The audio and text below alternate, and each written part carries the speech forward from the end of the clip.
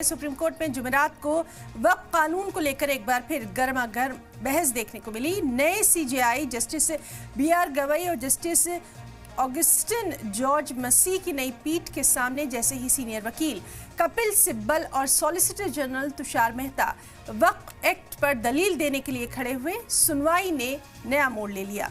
दरअसल ये मामला वक्फ कानून में किए गए तरमीम को चैलेंज देने वाली अर्जियों से जुड़ा है, जिसमें अर्जी गुजार ने इल्जाम लगाया कि वक्फ बोर्ड को प्राइवेट इमलाक को वक्फ मुकर्रर करने का काफी हक दिया गया है, जो आईन के बुनियादी रूह के खिलाफ है, जिसके बाद सुनवाई 20 मई तक के लिए टाल दी गई। तो अब सवाल है कि क्या वक्फ कानून के लिए सरकार कुछ और वक्त दे सकती है। और चलिए इसी पर मजीद बातचीत करेंगे। हमारे साथ मौजूद हैं हमारे दो खास मेहमान। पहले हम आपका इस्तकबाल करेंगे। हमारे साथ मौजूद हैं एडवोकेट संजय के चड्ढा जी। संजय जी, आपका बहुत हम यहाँ पर इस्तकबाल करना चाहेंगे, जो कि सुप्रीम कोर्ट से आपका ताल्लुक़ है। आपकी कीमती राय यहाँ हमारे मेहमान दर्शकों के सामने काफ़ी अहमियत रखती है। आपसे हम यही समझने की कोशिश करेंगे, जिस तरह से सुनवाई ने नया मोड़ ले लिया है, क्या कुछ कहेंगे आप?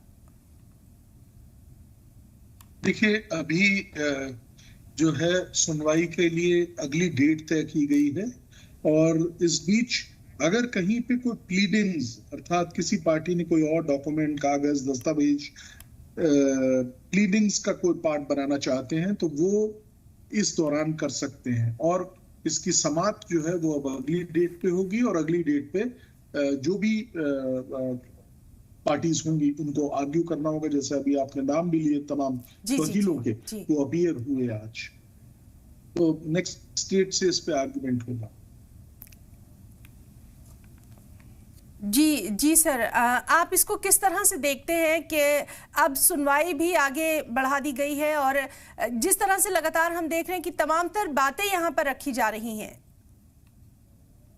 जी देखिए, क्या होता है कि एक हर केस की एक स्टेज होती है। इनिशियल स्टेज थी जब ये दायर किया गया, और ये पिटीशंस जो हैं वो 80 के